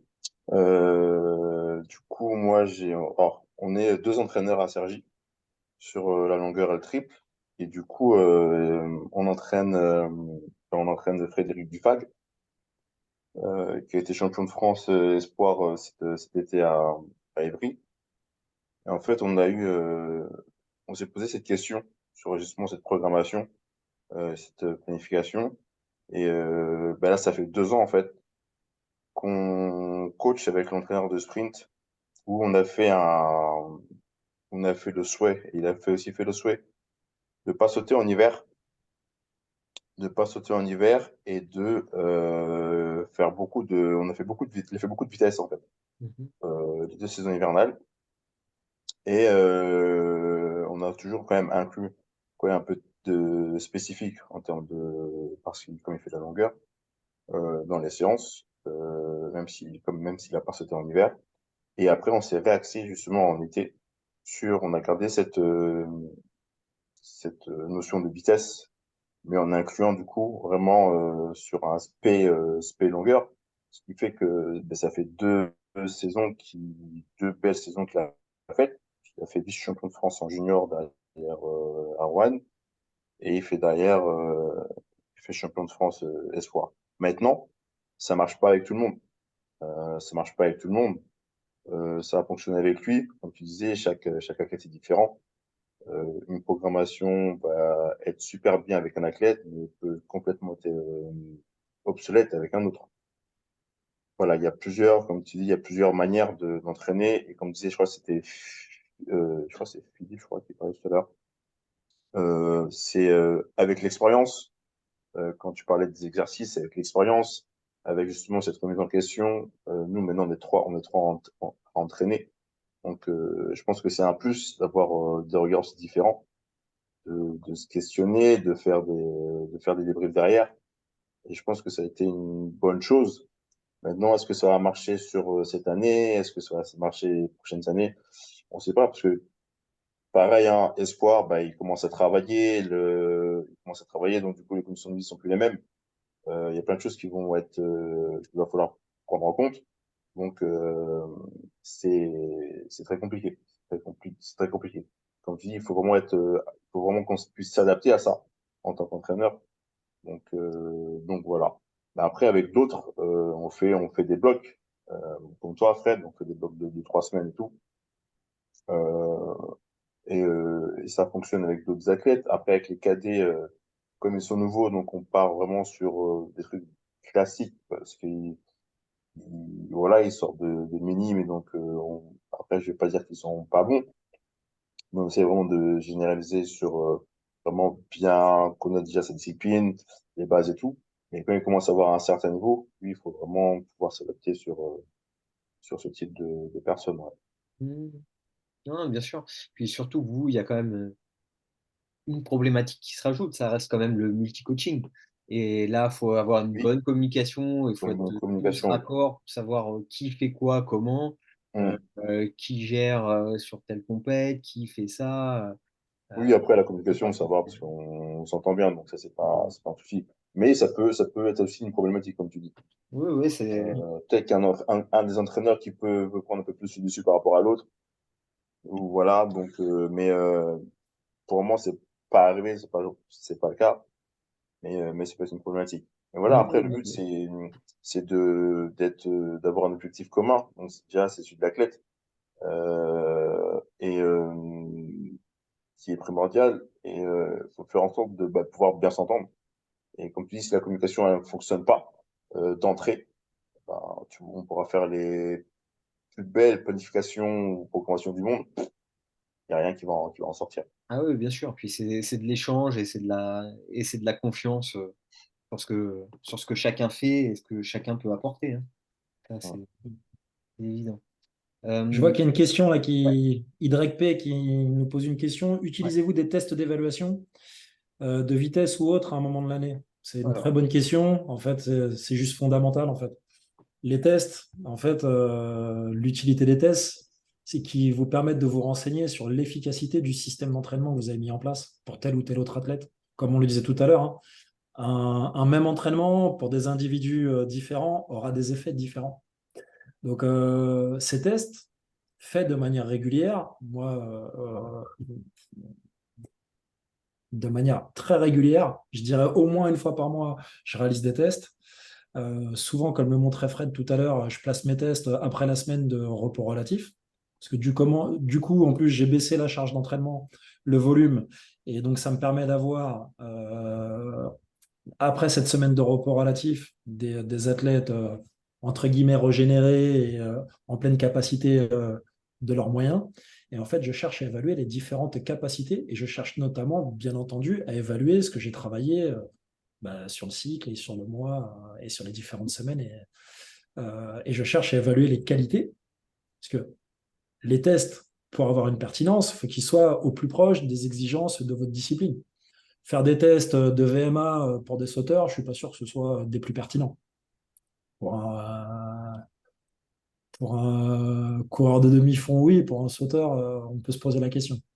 Par contre, faire des tests de force, des tests de vitesse, des tests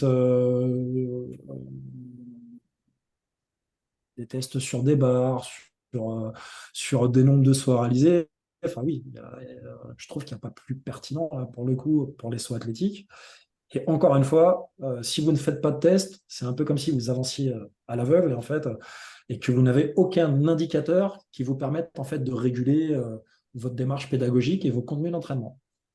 alors, moi, j'ai un peu une autre approche justement par rapport au test. Euh, Disons que j'en ai fait, j'en ai fait. En début de saison, je faisais ce qu'on appelle un peu de test fonctionnel, et puis après, je refaisais une batterie de tests vers octobre-novembre, où là, je cherchais plus à développer tout ce qui était, enfin, mesurer tout ce qui était qualité physique, hein, que ce soit de la vitesse avec des applications telles que MySprint ou telles que euh, MyJump. Euh, par exemple, donc pour évaluer tout ce qui est puissance et force du bas. Quelques tests un petit peu plus type pentabon, des tests de musculation forcément. Euh, j'ai un peu évolué et je dois avouer que bah, la période de Covid m'a fait évoluer. Euh, C'est-à-dire que bah, pendant plus de 2, 3 mois, on n'a pas pu travailler à tel pourcent de sa charge max. Et je crois que de mémoire, si je me rappelle bien ce que j'avais fait avec mon groupe bah, sur la saison du Covid, on faisait encore des tests, des max, tout ça. Donc leur muscu était planifié par rapport à ça. Et sauf que bah, le Covid a fait tout voler un petit peu en éclats. Et donc en fait, je fais plus de tests. Et moi, le test et le guide vraiment, ce qui me guide pour savoir s'il progresse ou pas, c'est la séance spécifique. C'est-à-dire que pour moi, tout n'a de sens que s'il progresse dans le spécifique. En fait, moi, Fred, pour rejoindre ce que tu viens de dire là, que je partage à 300% aussi, hein, euh, le test dans la discipline, en fait, oui, il n'y a rien de plus, il y a rien de plus pertinent pour le coup. Mais du coup, bah oui, vous avez la performance chiffrée qui va vous permettre d'évaluer, mais vous avez également, si vous voulez évaluer des choses techniques, vous avez ce qu'on appelle des fiches d'observation, donc qui existent dans différentes disciplines et qui vous permettront également donc, comme des tests, hein, de voir s'il y a eu des progrès réalisés grâce à ce qu'on a pu proposer précédemment. Tout à fait. Alors, je vois qu'il y a une question de Christian. Ouais, j'ai vu sur le ranking, là. Ouais, exactement. Donc, je la lis pour tout le monde. Donc, vous avez balayé tous les impondérables qui peuvent faire évoluer la programmation, absence, blessure, études, travail, etc. Mais il y a quelque chose qui pose problème, c'est la complexification des règlements, avec notamment le ranking qui peut obliger à changer ce qui avait été prévu en amont, notamment en devant programmer des compétitions non prévues sur des lieux parfois éloignés. Tout à fait, tout à fait, tout à fait. Alors, c'est surtout vrai maintenant pour ceux qui sont concernés par les élites, Enfin, les élites. Très haut niveau. Ouais. par les élites et par les sélections en équipe de France. Donc ça, effectivement, voilà, là, on bouge du ranking. Bon, pour tous nos cadets juniors ou N2 Open, là, il y en a pas besoin. Mais effectivement, c'est quelque chose qu'il faut prendre en compte. Et il y a aussi cette problématique, notamment sur les meetings nationaux ou au moins à minima, qu'on pourrait appeler, enfin, à minima, ceux qui ont le label bronze, où ça peut être compliqué aussi des fois de rentrer dans ces meetings-là. Donc, effectivement, il y a ça change la donne. C'est des choses qu'on est en train de découvrir, d'appréhender. Euh, Bon, j'ai envie de dire quand même que le ranking, à mes yeux, représente quand même un avantage. C'est d'élever son niveau moyen. C'est-à-dire que il est plus forcément nécessaire de faire une énorme perf, une grosse perf pour se qualifier. Par contre, on va nous demander un niveau moyen euh, supérieur. Je prends l'exemple que je connais, que je vais connaître le mieux, l'exemple du saut en longueur. Par exemple, bah, voilà, chez les hommes, on voit bien que il demandait, bah, pour se qualifier au championnat du monde, de faire 8,27. Certains y sont arrivés. On fait ces 8,27. D'autres non. Et en étant régulier toute la saison à 8 mètres, ont pu se qualifier sur le. Enfin, même en étant un petit peu. En étant régulier à un petit peu moins de 8 mètres, ont pu se qualifier sur le championnat du monde. Ok, pas de souci. Sauf que bah, certains qui ont fait les grosses perfs, les 8,27 ou même des filles qui avaient réalisé des 6,80 et tout ça, n'ont pas réussi à se qualifier après, n'ont pas réussi à passer le tour de qualif, alors qu'ils ont fait des perfs quand même assez conséquentes. Parce que leur niveau moyen global ne leur ont pas permis d'assurer une perf minimum. C'est-à-dire qu'aujourd'hui, il vaut peut-être mieux, si on est un homme, faire 8 mètres quasiment à tous les concours, plutôt que de faire une fois 8,20 et tout le reste de la saison à 7,80. Donc ça Ouais, mais aussi, là, oui, Fred, tu tiens compte que du niveau moyen. Mais pour le Oui, ranking, c'est pas le niveau moyen qui compte. C'est le niveau moyen et le bonus. et le bonus. Et ça, Oui, oui, et oui, ça oui, bien change sûr. tout. C'est-à-dire que Ah si oui, bien il y sûr, a, le il y a- il y a des bonus. gens, ils vont faire 7,90 dans une grosse compète, ça vaut plus que ceux qui font 8,15 Ah dans oui, une oui, petite compète. effectivement, Donc, effectivement. en Mais réalité, ce que disait Christian, c'est vachement intéressant parce que ça dépend aussi du pognon que tu as. Parce ah, que bah, bien pour sûr, aller loin, faire des compètes qui sont rankées avec du bonus, etc., il faut des sous. exactement. Mais Moi, je me suis retrouvé cette année à avoir 2 sauteurs, un qui est troisième performeur français et qui n'est pas qualifié aux élites. Mhm, Tu vois, un qui était dixième de ceux qui étaient en bonne santé prêts à faire des élites et qui n'est pas qualifié aux élites. mhm. Non, Parce que mais le bien mec, sûr. le gars, il n'a pas d'argent. Donc, comme il n'a pas d'argent, bah, il ne peut pas aller faire un meeting ranké quelque part. Et ben donc, il met pas de points. Mhm, mhm. Donc, il y a Non, mais pas que le niveau moyen qui compte. Il y a non, aussi non, les t'as aussi moyens financiers. Ouais, bien sûr. Puis tu as Ouais. t'as le circuit qui te permet d'y accéder ou pas, quoi.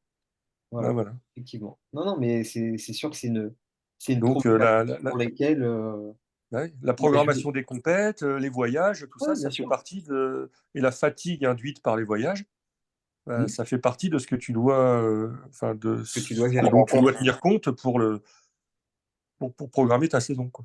Bien sûr. Ah, mais complètement, complètement, complètement. Mais Et tu ça, vois, c'est une nouvelle donne, ça. Ça, c'est un truc, c'est une nouvelle donne. Moi, j'ai été habitué à travailler, à programmer la forme des mecs pour qu'ils soient forts le jour J, et ben maintenant, ça suffit pas. mhm. Parce que, parce que fort le jour J, si t'es pas qualifié, on s'en fout.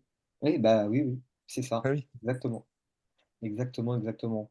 Il y a tu vois, ce qui amène aussi d'autres réflexions, c'est est-ce qu'il vaut mieux pas, du coup, tu vois, pour certains cas, se dire, bah, tu es en forme dès le début de saison, donc dès le mois de mai, tu fais des grosses perfs pour être invité sur des gros meetings, puis après, bah, on s'adapte. Ah. Mais après, voilà. Donc, du Donc, tu coup, vois, après, après, c'est des. il va falloir que tu changes, justement, comme disait Manu. Parce que voilà, avant, tu programmais pour le jour J. Maintenant, est-ce qu'on sait programmer sur 2 mois, euh, 2 mois et demi, euh, un athlète? Parce que là, par exemple, tu vois, là, cette année, bah, du coup, il y a il y a les Jeux. Donc, fin juin, t'as les élites, les interclubs qui ont été décalés. Les mecs, il faut qu'ils soient chauds patates dès le premier tour interclub. Mhm. Ouais, Premier tour interclub, donc c'est non, fin avril, je sais plus, fin avril, un truc Début comme mai, ça. C'est ça, fin avril? oui, Fin c'est avril, ça, donc les fin gars, avril, début. il faut les tenir pendant 2 mois et demi. Donc, Mhm. ça va être une saison super courte, où là, maintenant, comme je disais, par rapport à ceux qui ont dit, il faut trouver des déplacements. Tous les clubs ne peuvent pas le faire, malheureusement, et tous les athlètes non plus. Donc, est-ce qu'on sait programmer, on sait maintenir un état de forme à 120% sur 2 mois, un mois et demi, 2 mois?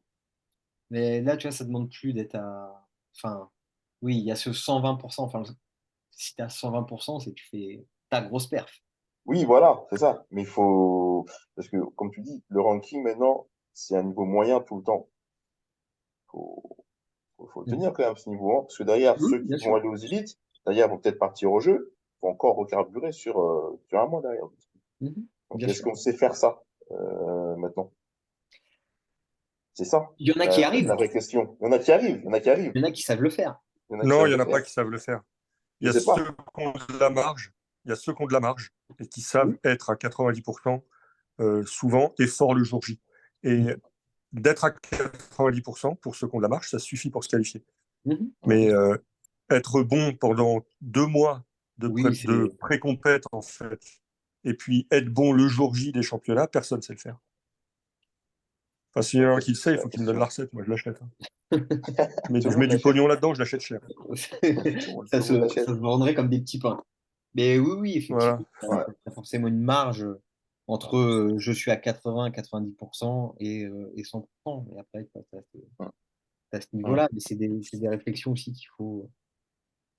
ouais, qu'il faut se poser, qu'il faut avoir. Mais c'est une très bonne question qui a de réelles incidences, bah, comme vous venez de l'exposer là, hein, sur la planification et la programmation de l'entraînement. Parce que du Parce coup, que tu du vois, par coup, exemple, tu parlais des groupes. Quand tu as des groupes avec des cadets juniors, donc tu n'as pas cette histoire de ranking, tout ça, donc ça passe. Du moment que tu commences à avoir un groupe avec un ou deux de haut niveau, Oui, Ah, c'est différent, ça change. ça Ça change. change. Ça Bien change. sûr, bien sûr. Ça change. C'est sûr que c'est moins confortable hein, pour tout le monde, hein, Ah, pour l'athlète, pour oui. Ah bah oui. l'entraîneur, c'est moins confortable pour tout le monde. Mm. Mm. C'est confortable pour ceux qui sont vraiment dans les meilleurs et qui se baladent. C'est pas confortable pour celui qui cherche à qualifier aux élites et qui est entre la 10e et la 14e perf. Que tu te rends compte que tu peux être qualifié aux élites en étant 18e performeur, alors qu'il n'y a que 12 places, mais parce que tu as eu la chance de rentrer dans les compètes qu'il fallait, qui t'ont mis un 50 ou un 80 points de bonus. Mm. Et donc, il faut développer d'autres stratégies maintenant pour se dire, ouais, ça sert à rien d'être bon si t'es pas qualifié. Mm. Tu sais, c'est la théorie du Lionel Jospin, quoi. Au deuxième tour, je vais gagner. Bah non, au deuxième tour, c'est Jean-Marie Le Pen qui est, c'est pas toi. Donc, bah oui, Oui, oui, bien pour sûr. gagner au deuxième tour, il faut être au deuxième tour. Il faut être au deuxième tour. Et Voilà, et bah, c'est implacable. et, et bah pour gagner aux élites, il faut être aux élites, Ouais, déjà. c'est ça. Mm. Exactement. Exactement, exactement. Bon, bah écoute, je crois que sur ça, ça pose des. Non, mais ça mène. Non, mais c'est bien de. Je trouve que c'est bien de conclure là-dessus parce que ça amène une réflexion justement sur la problématique actuelle qu'on peut avoir face au ranking, ou une qualif aux élites ou autre. De te poser cette question-là, je trouve que c'est pas mal quoi, là-dessus. À moins qu'il y ait quelque Ouais, chose. c'est totalement nouveau dans notre discipline, quoi. Mais on est en plein C'est dedans. des règlements qui vont avoir des répercussions sur notre manière de planifier et de programmer les entraînements, Mhm. Ah, c'est un impact comme, direct, hein. comme vous l'avez très bien exposé, hein. C'est sûr, c'est sûr. Ok. Bon. Est-ce que d'autres veulent réagir? Vous avez des questions? Est-ce que tu Kevin, il pose adresserais une dans le temps question. le ranking? Je Ouais. pense que personne d'entre nous n'est World Athletic, donc on ne sait pas si ça va durer, mais je pense que oui, hein. Je vois pas pourquoi il reviendrait en arrière là-dessus. Enfin, je sais pas, il y en a peut-être qui ont une autre vision, hein, mais Moi, j'ai pas de relation au haut lieu. Melun, Via, Je suis dans l'incapacité de répondre là. il desservira toutes les gares de Villeneuve-Saint-Georges à Melun. ah, ça c'est le RER D. RER, RERB. RER D, voilà. Bonne route, Sofiane. Bon courage. En espérant qu'il passe. Bonsoir. Bonsoir. Vous Bonsoir, m'entendez? Sofiane. Oui. Oui, oui. Ça Oui, va, oui, vous allez bien? Ouais, oui. j'ai pris un peu le temps de vous écouter. Enfin, je reviens du travail parce que je suis enseignant. Et moi, je suis coach à l'US Palaiso et dans 91. Donc, moi, je suis plus spécialiste sprint et saut triple longueur. Par l'occasion, j'ai entraîné Alice Doko, qui était champion de France élite en 2012 sur 100 mètres Mhm. haies. Et donc, moi, j'ai plutôt une méthode un peu américaine d'entraînement. C'est de l'analytique au global. C'est-à-dire, il y a deux méthodes d'entraînement, la méthode globale et analytique. Plutôt ici en France, on travaille beaucoup avec la méthode globale, c'est-à-dire du plus facile au plus difficile. Alors il serait bien de mettre un petit peu la méthode analytique parce que à l'âge de 8, 9, 10, 11, 12 ans, les zones sensitives sensorielles sont captives et c'est là où il faut qu'on renforce beaucoup la coordination des enfants. Parce que quand on les a à l'âge de 14 ans, 15 ans, on voit qu'il manque de souplesse, il manque beaucoup de choses. Voilà. Donc, travailler avec la méthode analytique, ça donne la possibilité de former les futurs athlètes au niveau de la coordination déjà. Après, vous savez bien, on va acquérir de la puissance. Et dans la musculation, vous savez, c'est puissance égale force. Force par vitesse, c'est une équation sine qua non. Et ce qui fait que quand on fait la programmation bien cyclique, un microcycle ou un macrocycle, donc ça dépend de l'objectif. Euh, si on fait une préparation hivernale, c'est-à-dire on va charger jusqu'au mois de février. Au mois de mars, on commence à travailler la pluviométrie avec charge. Et au mois d'avril, on commence à rentrer dans la pré-compétition pour un effet retardé ou immédiat. Ça dépend des objectifs. Voilà. Donc, je pense que la méthode américaine dans l'entraînement, elle est très efficace parce qu'ils font beaucoup de travail analytique, ce qui fait qu'ils programment au fur et à mesure et arriver aux compétitions et savent ce qu'on appelle reproduire l'effort. Ce que nous, les Français, on n'arrive pas à le faire. en compétition, en grande compétition, on n'arrive pas à vraiment reproduire l'effort. Donc, ça soit série, on arrive demi-finale, hop, on stop. On n'arrive pas à passer à l'étape suivante pour qu'on puisse. C'est ça, ce travail. Savoir reproduire l'effort, c'est très important. Parce que quand même, on a des athlètes, des bons athlètes, des très, très bons athlètes, des réserves vraiment, franchement, partout. Sauf qu'on essaie un petit peu de.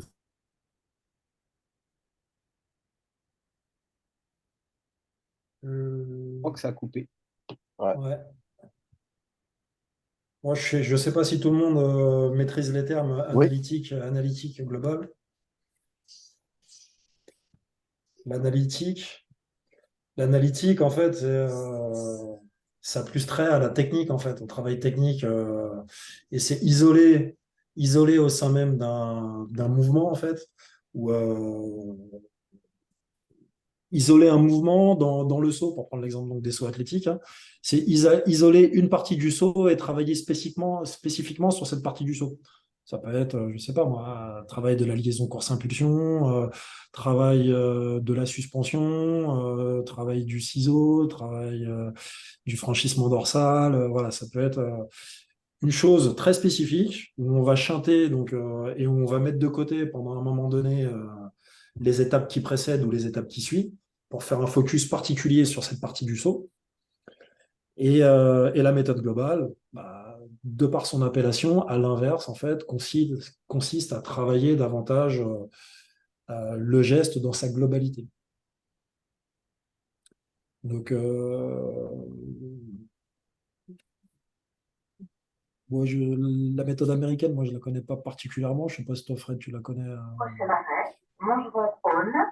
Mais le travail analytique et global, c'est des choses que personnellement, je fais de manière régulière tout au long de la saison.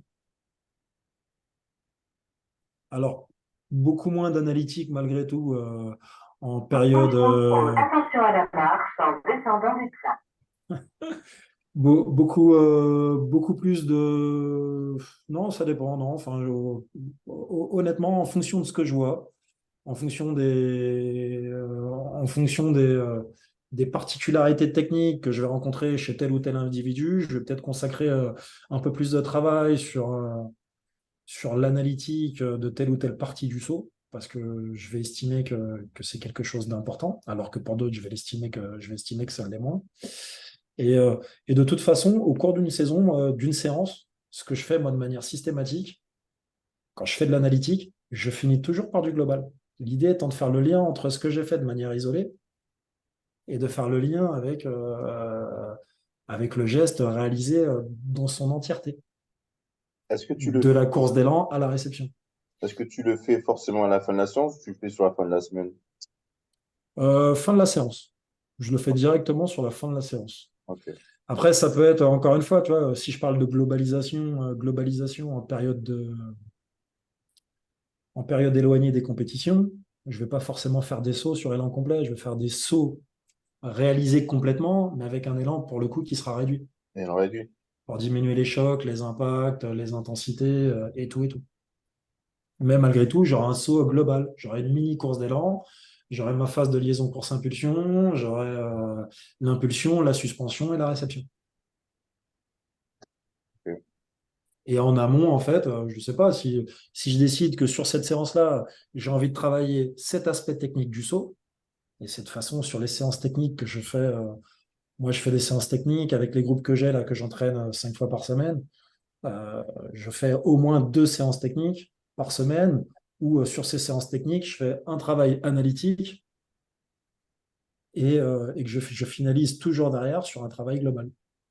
Pour encore une fois faire le lien avec ces mouvements isolés que je vais travailler sur le sautoir, ou voire même à l'extérieur du sautoir, et la globalité du geste, parce que ce qui nous intéresse, in fine, ça reste la finalité du saut. Ouais. Le saut dans sa globalité, et qu'il y ait des progrès dans la globalité du saut. Si c'est faire progresser un athlète sur un secteur vraiment limité du saut, mais que ça n'ait aucune incidence quand vous le remettez dans sa globalité, je ne vois pas l'intérêt. D'où justement ma démarche.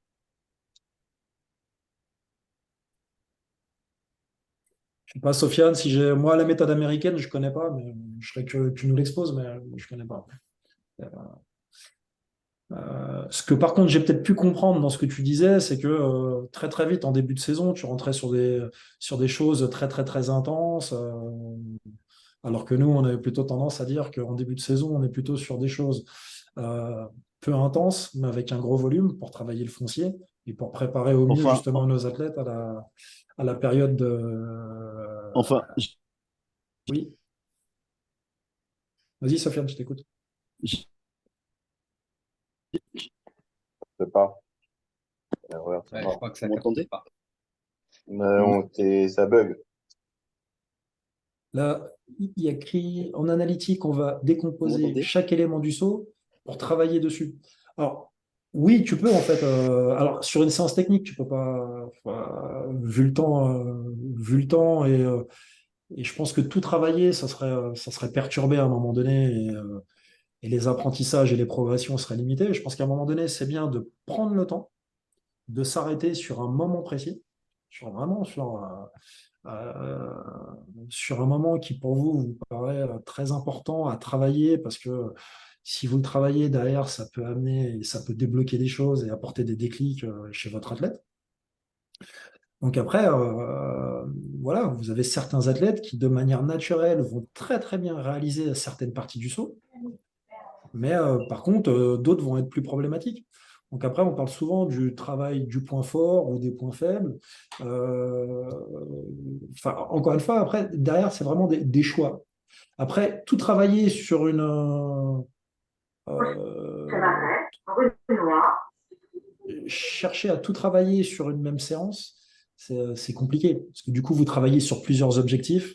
Euh, bon, clairement, sur des séances, vous fixez un ou deux objectifs maximum, pas beaucoup plus que ça. Et vous travaillez dessus et ça doit être le fil conducteur de votre séance. La séance du lendemain, vous pouvez travailler sur un autre objectif qui peut être, bien entendu différent mais complémentaire. Mais moi, ce que je préconiserais, c'est de ne pas travailler sur plus de deux objectifs par séance. Je sais pas ce que tu en penses, Fred? Ou Manu, ou Eddy, enfin, ou peu importe, n'hésitez pas à intervenir, hein, j'ai dit Fred. Mais, Oui, oui, oui. Après, il y a effectivement, quand tu travailles sur de l'analytique, tu travailles sur une thématique précise. Et après, moi, j'aime bien faire comme toi, c'est essayer de la réintégrer après dans quelque chose d'un peu plus global. Voilà, hein, si on fait une séance technique, si je prends par exemple, si je cherche à travailler sur l'impulsion en rue particulier, Noir, je vais mettre des situations je vais les mettre en situation de fin de séance où je cherche à ce qu'ils leur mettent dans le global avec des éléments un peu plus importants, quoi. Voilà. C'est toujours bien, je trouve, de faire cette distinction entre je travaille un point précis et je le réintègre tout de suite dans mon spécifique et ce de manière générale. rue Noir, sur la alors marche en descendant du train. Et on peut. là, Sofiane, si tu prends pas la parole, n'hésite pas à couper ton micro de temps en temps. Ce que je voulais préciser là, et ce qui est important, hein, mais je pense que la plupart d'entre vous, vous travaillez comme ça, c'est qu'une séance se construit au travers d'objectifs. Et votre séance, en fait, le fil conducteur de votre séance et tous les exercices que vous allez proposer doivent être en cohérence avec l'objectif de votre séance. C'est pour moi le meilleur moyen d'obtenir donc une progression et de favoriser les apprentissages. Et ne pas hésiter à repréciser l'objectif de travail cherché et visé au travers de cette séance. Et, euh, et voilà. Et au travers des feedbacks que vous allez faire avec les athlètes, moins encore une fois vous aurez d'objectifs de travail, plus le travail aura des chances d'être précis, bien ciblé et de porter ses fruits. Exactement, tout à fait. Bon, bah, je pense qu'on a fait un peu le tour. Bah écoute Francis, merci de ton intervention, de ta participation. Merci à toi, l'ami. Ouais, Merci à vous tous pour vos questions ouais, qui ont enrichi les échanges, hein. Ouais, merci à tous d'avoir répondu présent là pour cette première, parce que c'est vrai que c'est un peu aussi un challenge pour nous. Là, on se lance un petit peu dans l'inconnu avec ces webinaires. On ne sait pas combien on sera, mais voilà, partager ces moments, bah, c'est toujours bien de les faire un peu hors compétition. Donc, on vous remercie tous de votre participation, de vos questions, de vos interrogations. Et puis, bah, on espère vous retrouver bah, pour la prochaine qui aura lieu donc le 16 octobre. Et donc, on aura un thème sur la course d'élan en hauteur et à la perche. Et donc, avec Manu qui était présent avec nous. Et encore avec Francis. Voilà. Bah, d'ici là, si vous avez des questions, quoi que ce soit, euh, mail, téléphone, j'avais mis ça sur Instagram. Donc, pareil, vous nous faire remonter ça sur Instagram. On continue à échanger. La session là qui est enregistrée, j'essaie de la mettre entre demain et après-demain. Je rebalancerai le lien si, voilà, si vous voulez revisionner, s'il y avait des choses qui n'étaient pas claires. Voilà, bah écoutez, on reste en contact. Je vous souhaite à tous une très belle soirée et je vous dis bah, au mois prochain. Bonne soirée à vous. Voilà, merci à Bonne tous. soirée à Merci à vous tous. deux. Au revoir.